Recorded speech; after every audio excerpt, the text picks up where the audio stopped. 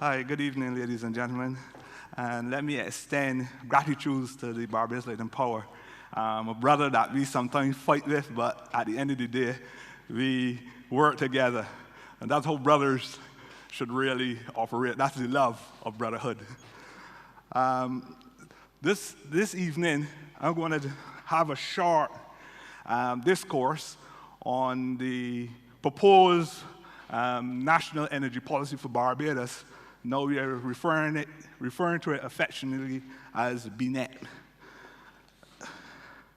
Now, our process was one where we were approaching this job of developing a national energy policy for Barbados in a collaborative approach. In fact, the approach that we decided was to work with our stakeholders, with our partners in a holistic way. And that meant that we were on the job from 2006 of March of that year, culminating in August of this year. We used a multi-criteria approach, which considered not only the financial, but also the economic and the social and the environmental and the technological aspects of energy. These parameters meant that at the end of the day, we would be moving our renewable energy, moving to a renewable energy-based economy. So by and large, the framework, the approach was one where we want to move Barbados from a fossil fuel base to a renewal-driven economy. From those discussions that we had with the stakeholders and with our partners, a set of core values emerged from those discussions.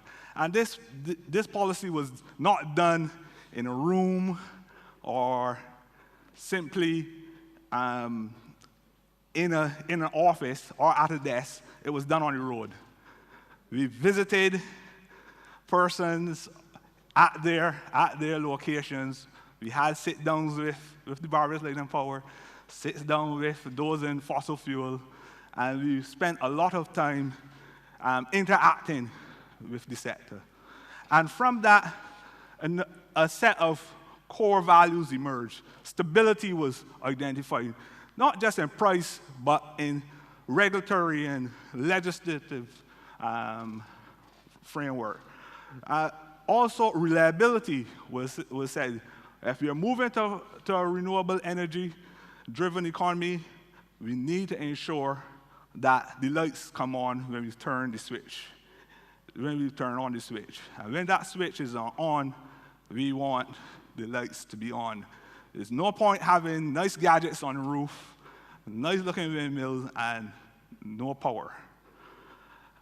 Efficiency, of course, is critical to moving the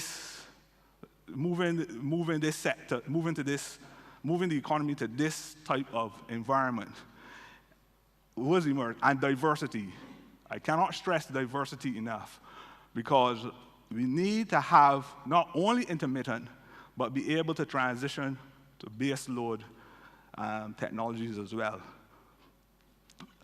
Of course, in doing the work that was necessary to gather our conclusions about what the energy sector would look like, we realized that, okay, we are moving from a trade-based situation to one where we will be using domestic resources, as P.S. Wiltshire would have mentioned earlier. And in that regard, we will be moving from a heavily based tradable situation to a situation based on local domestic factors. And in that, we saw that there will be significant opportunity, and that came up for local entrepreneurship. Of course, environmental and educational awareness were also some of the critical areas that emerge. So these were the core values that came out of all our discussions with the critical stakeholders. The vision that emerged was energy security. I see the president of BRIA in the room, and that was his mantra in the early days of this policy, in drafting this policy. He stressed the whole critical nature of security of energy, but also coming up with issues of affordability. Makes no sense moving to a situation where we cannot afford or where it becomes outside the reach and of course, diversity and collaboration, and establishing and maintaining a sustainable energy sector in Barbados. I don't know if this graphic is clearly visible, but out of those discussions, these critical 8 visionary goals were raised. Diversity, where we have, which will cause us to go on a trajectory towards 100%.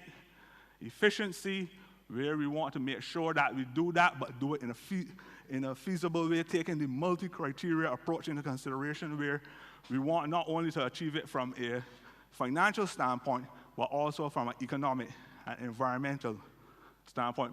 Usually we consider efficiency from a financial standpoint sometimes, and we do not consider the costs that are external, and therefore those are passed on to others within the society. Affordability, as this one keep emerging, was considered as a core, as a key visionary goal.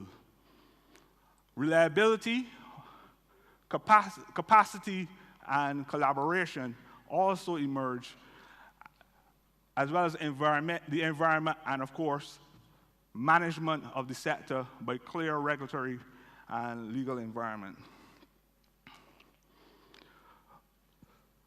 The policy spans several core themes, spanning from oil and gas supply, because as you would have heard earlier, Barbados has launched an operation to produce oil and gas offshore. That work is still ongoing, and that form part of this energy policy. Remember, this is not simply a renewable energy policy, but it is an energy policy and must be cognizant of all the areas of energy. Renewable energy supply, where we are ensuring that what emerge will be stable environment for energy. Also, we want to ensure from this process that we have a transparent and easy, and remove all the bottlenecks that would hinder us. It's not going to be done in one fell swoop. We will not get it perfect at the beginning, but working together, I believe that we can achieve this particular theme. Of course, there are areas of efficiency, electricity, transportation, the environment, human resources, and that is critical. We have to develop the capacity and the skill set and the knowledge to get to where we want to go. It's by your sweat. You got to get the shirt wet. You have to be able to get the job done from that standpoint. Health and safety, of course, you heard earlier about the 7 workers or 10 workers. Trade, most of the time we in energy often overlook the whole issue of trade. Trade and energy is a critical area that we have outlined in the policy. And of course, governance and regulation, and cross-cutting areas of tourism, agriculture, manufacturing, water, waste are also considered. Now, I often discuss these areas because they are very important, but also because these things often get in the way, cloud our vision.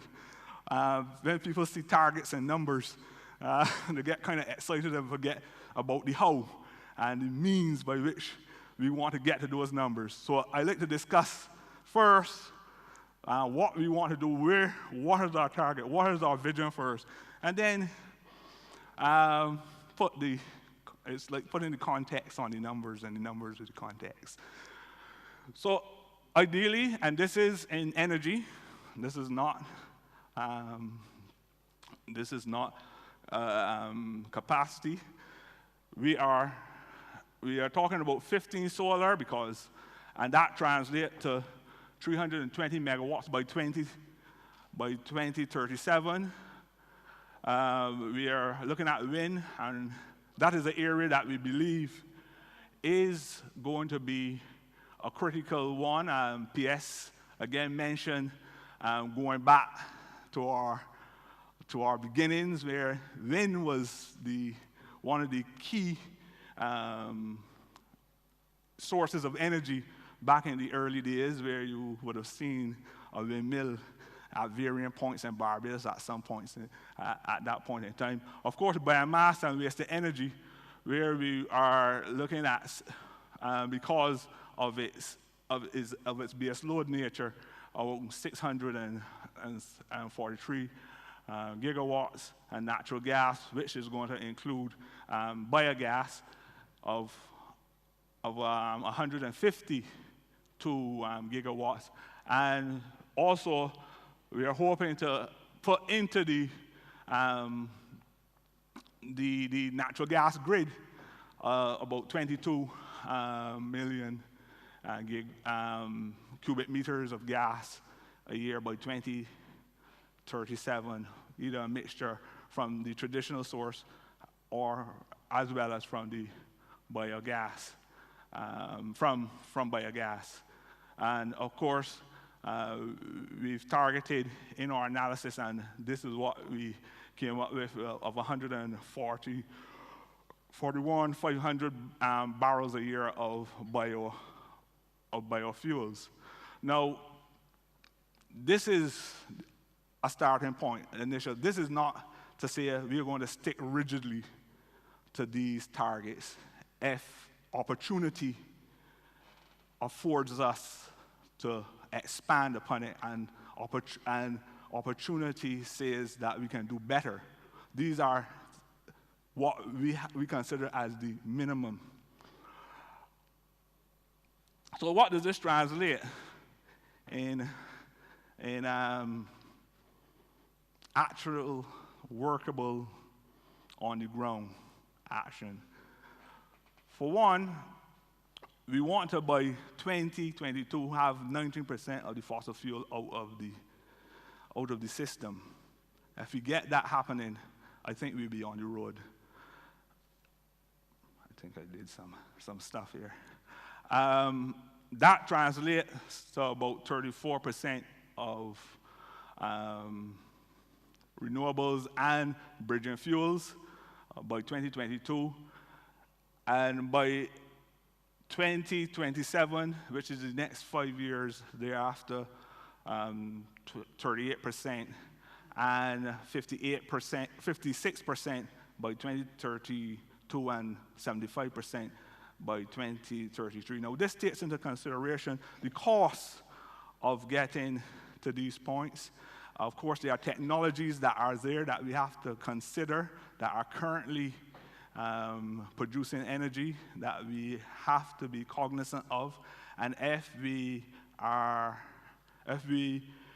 move earlier, we have to take those costs that may be stranded into consideration. That means your costs of getting to those points are higher, whereas in terms of phasing your approach to getting to your targets at the optimal or the minimum cost. So therefore, we see the key technologies being considered in this transition, as the biomass, of course, the solar and the wind, but the biomass in terms of sugarcane, river tamarind, cane grass, waste to energy, of course, the waste to energy will fall within the context of the clear filter of being technologically proven as well as environmentally viable. So those technologies that are not appropriate for Barbados will be affected. And of course, the threat to this approach to reaching our 75% removal of the fossil fuel is largely influenced by the fact that transportation will move towards electricity. We're going to have looking at increasing more e-mobility, and that we had estimated would bring us around about 1,600 gigawatts. So, ladies and gentlemen, the essence of the takeaway is not about the numbers, it is not about the gadgets, it's not about the wires, it's about the people. It's about livelihoods, it's about lives and the quality of lives. This is why we did this. This is why we work together. And at the end of the day, if our rudders are not have veered, let us remember the reason why we do this. Ladies and gentlemen, I'd like to thank you.